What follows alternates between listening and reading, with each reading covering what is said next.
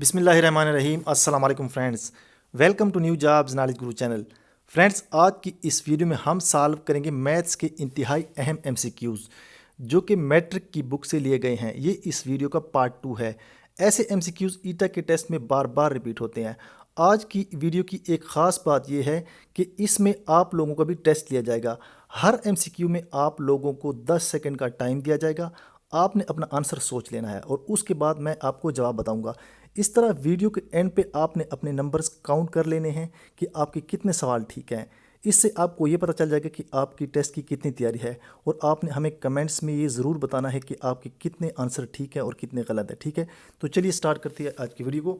सबसे पहला जो क्वेश्चन है ये है, a well defined collection of objects is called. ठीक है, तो मैं आपको टाइम देता हूँ। ठीक है, थोड़ा सा आप सोच लें अपना आंसर, उसके बाद मैं आपको आंसर बताता हूँ। ठीक है, तो आपने एंड पे, वीडियो के एंड पे हमें बताना है कि आपके कितने आंसर ठीक हैं।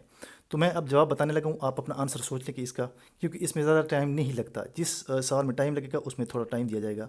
तो इसका राइट आंसर है सेट। ठीक है, नेक्स्ट क्वेश्चन है, a set containing only one element is set to be. Option है subset, singleton set, power set, empty set. तो इसका राइट ऑप्शन आप सोच लें। मैं अपना आंसर लॉक करूँगा कुछ देर बाद। तो अब मैं अपना आंसर लॉक करता हूँ। ठीक है, इसका राइट आंसर है ओनली वन एलिमेंट। ये है सिंगलेटन सेट। ठीक है, नाम से भी पता चलता है सिंगल फॉर वन एलिमेंट। ठीक है, तो इसका नाम है सिंगलेटन सेट।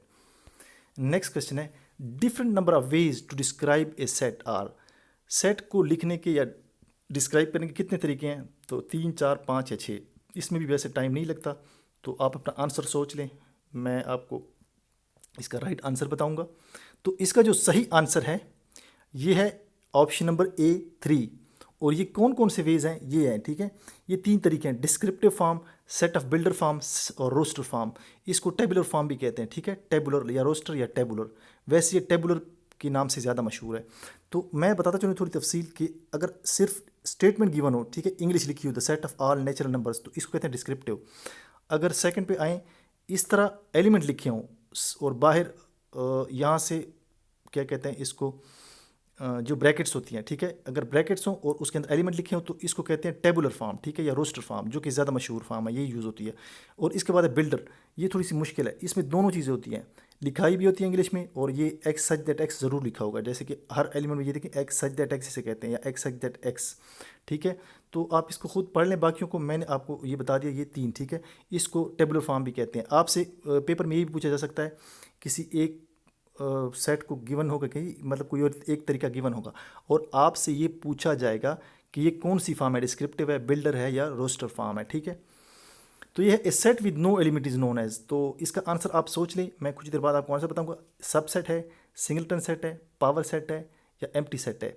तो ये भी बहुत ईजी है, a set with no element, इसको कहते हैं एम्प्टी सेट भी कहते हैं और नल सेट भी कहते हैं। क्या? नल एंड और वाइड सेट भी कहते हैं। ठीक है, ये वो सेट होता है जिसमें कोई एलिमेंट नहीं होता, एम्प्टी। और इसको लिखा कैसे जाता है? यूं या फिर यूं, ये 2 तरीके हैं लिखने के। ठीक है, इसके बाद the union of set A and B is, ये तो बहुत ईजी है। ठीक है, तो मैं कुछ देर वेट कर लेता हूँ, आप चारों ऑप्शन देखें, ए प्लस बी, ए माइनस बी, ए, और देखें ये भी ईजी है। इसका आंसर आ जाएगा यूनियन। ठीक है, ये भी ईजी है। नेक्स्ट है, the intersection of set A and B is denoted by. तो आप अपना आंसर सोच लें, मैं जवाब बताने लगा हूँ। ठीक है, सारे ऑप्शन आप देख लें, तो मैं आपको आंसर बताने लगा हूँ। इसमें ऑप्शन ए ठीक है। नेक्स्ट है, if two sets A and B are given then set consisting of all the elements which are either in A और in B are in both. ठीक है, कहते हैं सेट्स ए एंड बी है और द सेट, एक और set जिसमें ए की भी एलिमेंट हो या बी के एलिमेंट या दोनों हो, तो उसको क्या कहेंगे? A intersection of A and B, इसके बाद है B union of A and B, इसके बाद है कॉम्प्लीमेंट ऑफ ए, इसके बाद है कॉम्प्लीमेंट ऑफ बी। तो थोड़ा सा टाइम मैं लेता हूँ, 10 सेकंड, आप इसका आंसर सोच लें, फिर उसके बाद मैं आपको आंसर बताऊंगा, अपना आंसर लॉक करूंगा। तो इसका राइट आंसर क्या है? इसका राइट आंसर है union of A and B. ठीक है, नेक्स्ट है, if sets A and B are given then the set consisting of all the common elements of A and B. ठीक है, इसमें कहते हैं कि अगर एक सेट है ए और बी, 2 सेट है, और जो एक नया सेट बनेगा, ठीक है, जिसमें कॉमन एलिमेंट्स, जो ए और बी दोनों में कॉमन एलिमेंट हो, वो उस सेट में आपने लिखने हैं तो उसको क्या बोलेंगे।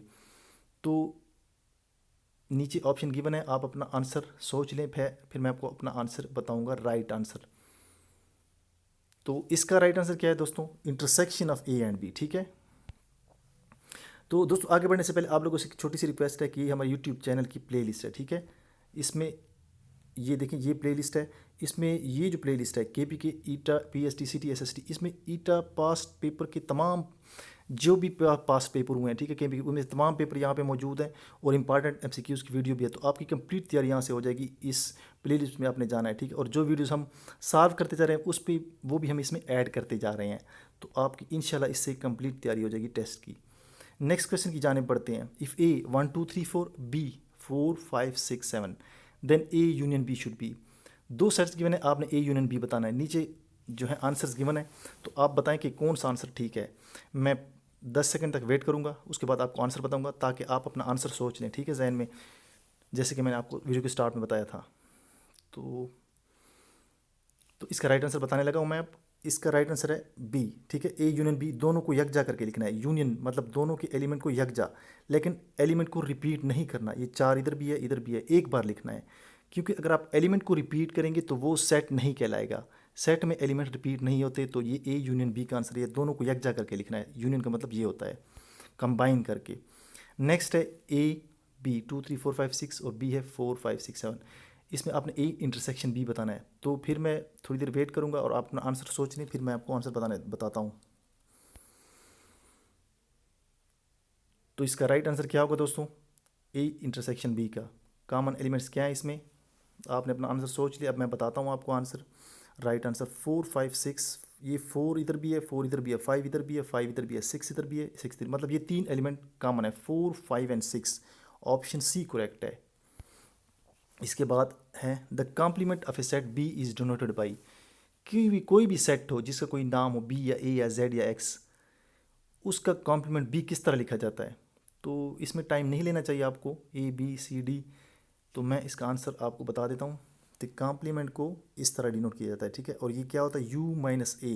यूनिवर्सल सेट से यू माइनस बी, अगर ए कॉम्प्लीमेंट है तो यू माइनस ए होगा। ठीक है, यू में से ए को माइनस करना है, यू में से बी को माइनस, कॉम्प्लीमेंट का ये मतलब है, एक यूनिवर्सल सेट होता है। ठीक है, इसके बाद क्वेश्चन है इफ़ यू, ये कहीं यू यूनिवर्सल सेट कहते हैं इसे, 1 2 3 4 5, ठीक है, और ए है 2 4, तो ए कॉम्प्लीमेंट क्या होगा। तो थोड़ी देर 10 सेकंड तक मैं फिर वेट करूंगा, आप अपना आंसर सोच लें, थोड़ा टाइम ले लें, फिर मैं आपको आंसर बताता हूँ। ठीक है, 4 ऑप्शन गिवन है, नहीं ऑप्शन आपको नज़र आ रहे हैं, आप कोई एक ऑप्शन जहन में सोच लें, फिर मैं आपको आंसर बताता हूँ इसका। ये कोई इतने मुश्किल क्वेश्चन नहीं है, सिंपल से क्वेश्चन है, लेकिन पेपर में ऐसे ही क्वेश्चन आएंगे। ये मैट्रिक लेवल की बुक है। ठीक है, तो अब मैं आंसर बताता हूँ आपको। ए कॉम्प्लीमेंट क्या होगा, ए कॉम्प्लीमेंट होता है A is equal to U minus A. ठीक है, अब क्या होगा, यू में से ए को माइनस करना है, ये यू है। ठीक है, इसमें से ए को माइनस करना है, मतलब ये वाले एलिमेंट इससे माइनस हो जाएंगे। 2 यहाँ पे भी ये माइनस हो जाएगा, 4 भी माइनस हो जाएगा, पीछे हमारे पास रह जाएंगे 1 3 और 5।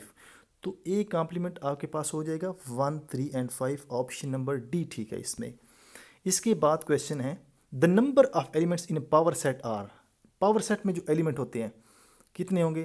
तो इसका भी आंसर मैं आपको बताता हूँ, थोड़ी देर वेट करते हैं 10 सेकंड तक, आप अपना आंसर सोच लें, फिर मैं आपको आंसर बताता हूँ। तो इसका राइट ऑप्शन क्या है, इसका राइट ऑप्शन है 8। ठीक है, किस तरह 8 होगा, जितने एलिमेंट होंगे सेट में, तो पावर सेट में कितने एलिमेंट होंगे, 2 की पावर n, ये फार्मूला है। अगर पावर सेट में 3 एलिमेंट है, 2 की पावर 3 8 हो जाएगा। अगर पावर सेट में 4 एलिमेंट है, 2 की पावर 4 16। पावर सेट में 1 एलिमेंट है तो 2 की पावर 1 2। ठीक है, यहाँ पे 3 एलिमेंट है तो ये पे 8 हो जाएगा। ठीक है, और वो ये होगा किस तरह, मैं थोड़ा एक्सप्लेन भी कर देता हूँ। आपने क्या लिखना है, अब इसके किस तरह लिखेंगे पावर सेट, ये पावर सेट है। ठीक है, इसमें आपने पहले एम्प्टी लिखना है, 1 हो जाएगा, फिर लिखना है 1, फिर लिखना है 2, फिर लिखना है 3। ठीक है, एक एक एलिमेंट, पहले कुछ नहीं लिखना, खाली सेट लिखना है, वही इसका सेट होगा, सब सेट होगा। इसके सब सेट होते हैं असल में। अब 1 भी इसमें 2 भी, फिर आपने क्या करना है, 2 2 करके लिखना है, 1 2, फिर क्या होगा 2 3, फिर होगा 3 1। ठीक है, तो ये होगा 1 2 3 4 5 6 7। एंड पे आपने 3 लिखने हैं, तीनों को 1 2 और 3। ठीक है, पहले कुछ नहीं लिखना, खाली सेट, फिर एक एक एलिमेंट लिखना है, फिर दो दो एलिमेंट लिखना है, फिर आखिर पे तीन एलिमेंट लिखने हैं। तो ये टोटल सबसेट बन, ये इसके सबसेट होते हैं, ठीक है, ये जो 8 हैं। तो पावर सेट में कितने हो गए इसके सबसेट, ठीक है, या एलिमेंट्स टोटल 8 हो गए, ठीक है। तो ऑप्शन डी इसमें करेक्ट है। नेक्स्ट क्वेश्चन जान बढ़ते हैं। Any two numbers x and y written in the form x and y is called. तो ये भी कोई इतना मुश्किल नहीं, इसमें टाइम नहीं लेना चाहिए आपको। नीचे रिलेशन आपको आंसर ऑप्शंस गिवन है। A binary relation, 2 domain, 3 range और 4 जो है ऑर्डर पेयर। इसको कहते हैं ऑर्डर पेयर, ठीक है, ऑर्डर पेयर एक्स और वाई कहते हैं। ये ऑर्डर पेयर क्या होगा, अगर दो एलिमेंट है ए, दो सेट है 1 2 और ये है बी 3 4, ठीक है। तो अगर आप ए ज़रब बी मालूम करें, क्या ए ज़रब बी, तो इनका बाइनरी रिलेशन बनता है ए ज़रब बी। तो ये आ जाएगा, चूँकि ए में 1 है और इसमें 3 है, 1 और 3, ठीक है, ए ज़रा बी, इसमें 1 और 4 भी आ जाएगा। तो ये जो 1 और 3 है इसको कहते हैं ऑर्डर पेयर। 1 जो है वो ए से बिलोंग करेगा और दूसरा एलिमेंट बी से बिलोंग करेगा, अगर ए ज़रा बी का रिलेशन है, ठीक है। तो इसके कहते हैं ऑर्डर पेयर। नेक्स्ट है the set consisting of all the first elements of each order pair in the relationship is called. जैसे कि ऑर्डर पेयर मैंने आपको बताया, ऑर्डर पेयर किस तरह होता है, इस तरह होता है 2 और 3, ये ऑर्डर पेयर होगा, ठीक है। ये स्मॉल ब्रैकेट्स होंगे और इसमें दो एलिमेंट्स होंगे। तो जो फर्स्ट एलिमेंट है ऑर्डर पेयर का, उसे क्या कहेंगे, उसे कहेंगे नीचे आंसर गिवन है, आप थोड़ी देर सोच लें कि इसको क्या कहेंगे, फिर मैं आपको आंसर बताता हूँ। तो फर्स्ट एलिमेंट को क्या कहते हैं, डोमेन, क्या करेंगे, डोमेन ऑफ द रिलेशन। इसके बाद सही यही सेम क्वेश्चन है, सेकंड एलिमेंट को क्या बोलेंगे, the set consisting of all the elements of each pair in the relationship. The second element को क्या कहेंगे, तो इसको कहेंगे रेंज, ठीक है। मैंने आपको इसमें भी टाइम दिया है ताकि आप अपना आंसर सोच लें। इसके बाद है रेंज ऑफ रिलेशन, ये रिलेशन होती है, ठीक है, जैसे मैंने आपको बताया 0 2, ठीक है, ये ऑर्डर पेयर है, ये ऑर्डर पेयर है, ये ऑर्डर पेयर है और ये चौथा ऑर्डर पेयर है। अब आप अपना आंसर सोच लें, इसमें रेंज क्या होगी, ठीक है। तो आपने अपना आंसर सोच लिया, मैं आपको बताता हूँ। रेंज कहते हैं सेकंड एलिमेंट को। देखिए सेकंड एलिमेंट है, ये सारे सेकंड एलिमेंट आपने लेने हैं, ये 2 4 4 5। तो इसमें क्या होगा, 2 4 5, ऑप्शन नंबर सी ठीक है। जैसे 4 2 बार आया, लेकिन इसमें एलिमेंट रिपीट नहीं होता, जैसे मैंने पहले आपको कहा है एलिमेंट रिपीट नहीं होता, तो इसका जो वो है रेंज होगी 2 4 और 4 2 बार आए और 5, ठीक है। तो इसकी रेंज, अगर ये सेकंड एलिमेंट 2 है, यहाँ पे भी 2 है, यहाँ पे भी 2 है, यहाँ पे भी 2 है और 2 है, तो आपने सिर्फ 2 लिखना है, ठीक है। एलिमेंट रिपीट नहीं होगा, सिर्फ 2 लिखना है, ठीक है। जो रेंज है वो सेकंड एलिमेंट है। और दूसरी बात याद रखें कि एलिमेंट रिपीट ना करें। तो नेक्स्ट है domain of the relation. Domain कहते हैं पहले एलिमेंट को। अब आप देख लें, जैसे कि इसमें पहला एलिमेंट कौन कौन से हैं, फिर उसके बाद मैं आपको आंसर बताऊंगा। नीचे वाला ऑप्शन आप देख लें, तो कुछ देर बाद मैं आपको आंसर बताऊंगा। तो इसका डोमेन क्या बन जाएगा, मैं आपको आंसर बताता हूँ। 0 2 3 4, पहले एलिमेंट 0 2 3 4, ये इसका डोमेन बन जाएगा, ठीक है दोस्तों। नेक्स्ट है in order pair y and z, z is called. तो जेड क्या क्या करें, constant, coefficient, first coordinate, second coordinate. आपने अपना आंसर सोच लिया है, तो मैं आपको जवाब बताने लगा हूँ, क्योंकि इसमें टाइम नहीं लगता। जेड को बोलते हैं सेकंड कोऑर्डिनेट, क्योंकि ये सेकंड नंबर पे आता है, ये फर्स्ट नंबर है, ये सेकंड पे आता है, तो ये है second coordinate. Similarly same question in order pair y z, y को क्या कहते हैं, तो इसमें भी टाइम नहीं लेना चाहिए आपको। वाई को बोलते हैं फर्स्ट कोऑर्डिनेट, ठीक है, क्योंकि पहले पे आया है, सेकंड पे जेड आता है। नेक्स्ट है इफ़ एक्स 1 2 3 4 एंड वाई 2 4 5 6 8, तो वाई माइनस एक्स क्या होगा। तो ये थोड़ा सा टाइम लेने वाला क्वेश्चन है, इसमें आपको मैं टाइम देता हूँ 10 सेकेंड, आप अपना आंसर सोच लें, तो मैं आपको जवाब दूंगा इसका। y माइनस एक्स आपने मालूम करना है, ठीक है, y में से x को माइनस करना है, नीचे लिखा भी हुआ है y माइनस एक्स, ठीक है। तो मैं जवाब बताने लगा हूँ, ठीक है। अगर आपने ज़्यादा टाइम लिया तो वीडियो को रोक सकते हैं, रोक के भी आप अपना आंसर बता सकते हैं, ठीक है। तो आप अगर आपको टाइम चाहिए तो वीडियो को रोक लें, उसके बाद वीडियो को जब सवाल आप हल कर लें तो मुझे बाद में जवाब बता दें, ठीक है। तो y माइनस एक्स, वाई पहले है x बाद में, तो आपने y को पहले लिखना है, ठीक है, ये पहले लिख लेना है। इसमें से माइनस क्या होगा, ये x कर लेना है। अगर आप देखें तो y के कितने एलिमेंट है, 2 4 5, तो आपने 2 यहाँ पे भी है, यहाँ पे भी है, तो 2 इससे चला जाएगा, ठीक है, y में से, क्योंकि ये माइनस हो जाएगा। तो यहाँ पे y में से 2 चला गया, ये ख़त्म हो गया। 3 यहाँ पे नहीं है, ठीक है, तो आपने 4 लेना है, 4 भी यहाँ पे है, देखिए, ठीक है, ये भी इसमें से माइनस हो जाएगा, ठीक है। ये 3 ये इससे 2 इसमें चला जाएगा, ठीक है। इसके बाद 3 है नहीं, 4 भी चला जाएगा, ये भी कैंसिल, और 5 भी चला जाएगा, ये भी कैंसिल। तो आपके पास 6 और 8 बच जाएंगे। क्या हो जाएगा? 6 और 8। नेक्स्ट है same question, x minus y. अब आपने x माइनस वाई मालूम करना है, ठीक है। इसमें भी थोड़ा मैं टाइम दे देता हूँ आपको कि x है 1 2 3 4 5 और 2 4 5 6 8। तो वीडियो को रोक लें, इस क्वेश्चन को हल कर लें अगर आपको टाइम चाहिए। इतना टाइम नहीं लेना चाहिए आपको। उसके बाद मैं आंसर बताता हूँ। तो इसका आंसर मैं बताने लगा हूँ। अब ये देखिए x माइनस वाई, देखिए ये x है, इसमें से y में से कौन से कॉमन है? ये 2 इधर भी है, ठीक है। तो 1 तो यहाँ पे रहेगा क्योंकि 1 नहीं है यहाँ पे, तो 2 इसमें से भी है और ये भी है। यहाँ इससे माइनस हो जाएगा, जब 2 2 से जाएगा तो ये 2 खत्म हो जाएगा। फिर 3 नहीं है तो 4 4 से जाएगा तो 4 भी खत्म हो जाएगा, और 5 5 से जाएगा तो 5 भी खत्म हो जाएगा, ठीक है। जो कॉमन एलिमेंट है बकाया बच जाएंगे, इनको साथ आपका कोई ताल्लुक नहीं है क्योंकि आपने x वाले एलिमेंट लिखने हैं, x में से y माइनस करने हैं। तो इसमें आ जाएगा 1 और 3 आंसर। क्या आ जाएगा? 1 और 3, 2 चला जाएगा, ठीक है, 4 भी चला जाएगा और 5 भी चलाएगा। तो आपके पास 1 और 3 आंसर आ जाएंगे।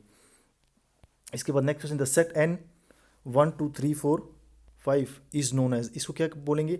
इसको बोलते हैं, ठीक है। इसमें भी टाइम थोड़ा दे देता हूँ लेकिन इसमें कोई कन्फ्यूजन नहीं हो चाहिए, ईजी सा क्वेश्चन है। The set of natural number, ठीक है। इसको कहते हैं नेचुरल। अगर इसके साथ जीरो भी हो, क्या हो? जीरो, 0 1 2 3 4 5 6, ठीक है। तो फिर ये होगा होल नंबर। क्या होगा? सेट ऑफ होल नंबर, ये बी ठीक होगा। लेकिन जीरो जीरो नहीं है इसमें, 1 से स्टार्ट करेंगे और इन्फिनिटी तक जाएंगे तो इसको नेचुरल नंबर बोलते हैं। नेक्स्ट है द सेट n 2 3 4 2 3 5 7 11 13 17। तो इसको क्या बोलेंगे दोस्तों? ठीक है, इसमें मैं 10 सेकंड आपको देता हूँ, आप आंसर सोच लें, फिर मैं आपको अपना आंसर बताऊंगा। राइट आंसर इसको बोलते हैं दोस्तों प्राइम नंबर। प्राइम नंबर होता है जिसके दो फैक्टर हो, जिसपे दो, सिर्फ दो फैक्टर, मतलब दो नंबर तकसीम होते हो। इस पे एक एक तकसीम होता है 2/1, ठीक है, जैसे 2 लिया हमने, और एक खुद ये अपने आप पे तकसीम होता है 2/2 इज इक्वल टू 1, ठीक है। इसके दो फैक्टर होते हैं, जैसे 3 है, इस पे एक 1 तकसीम होगा और दूसरा इस पे क्या तकसीम होगा? खुद ये अपने आप पे तकसीम होगा, दो नंबर। तो इसके दो फैक्टर होते हैं, ठीक है। तो इनको बोलते हैं प्राइम नंबर। अगर दो से ज़्यादा फैक्टर हो तो उसको बोलते हैं कंपोजिट नंबर। जैसे कि 4 है, अब 4 पे 1 भी तकसीम होता है, 4 पे 4 भी तकसीम होता है और 4 पे 2 भी तकसीम होता है। दो से ज़्यादा फैक्टर, ये तो दो तो हर नंबर के होते हैं। तो दो इसको कहते हैं, क्या कहते हैं इसको? इसको बोलते हैं कंपोजिट नंबर, ठीक है। और 1 जो है, 1 एक ऐसा नंबर है, ये ना कंपोजिट है और ना प्राइम है, ये याद रखें। अगर आपसे पूछा जाए कि 1 क्या है, तो ये ना कंपोजिट है और ना ये प्राइम नंबर है, ठीक है, ये भी याद रखें। तो दोस्तों ये थी आज की वीडियो। अगर आपको ये मेथड अच्छा लगा हो, मतलब आप हमें कमेंट करके ये ज़रूर बताएं कि हम आपसे टेस्ट लेके MCQ सॉल्व करें या आपको सिंपल MCQs की आंसर बताएं। तो आपने अपने कमेंट में अपनी राय ज़रूर देनी है। मिलते हैं नेक्स्ट वीडियो में, तब तक के लिए इजाज़त दीजिए। अल्लाह हाफिज़।